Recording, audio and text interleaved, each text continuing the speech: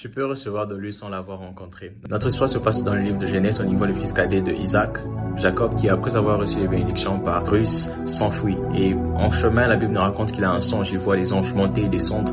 Et là, il nomme ce lieu Bethel, c'est-à-dire la maison de Dieu. Et des années plus tard, pendant qu'il revenait vers la terre de ses pères cette fois-ci, il a un autre songe où il voit Dieu qui se présente comme le Dieu de Bethel. Il l'appelle El Bethel.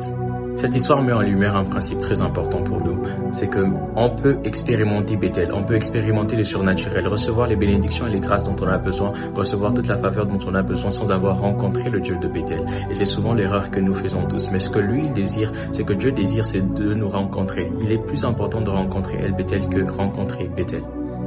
Mais pour le rencontrer, ça ne se fait pas par hasard, il faut respecter un principe, un ordre qu'il donne. Et l'ordre que je voudrais te rappeler, c'est Jérémie 29 où il dit « Vous me chercherez de tout votre cœur et vous me trouverez. Si tu le cherches de tout ton cœur, c'est là que tu pourras le trouver. »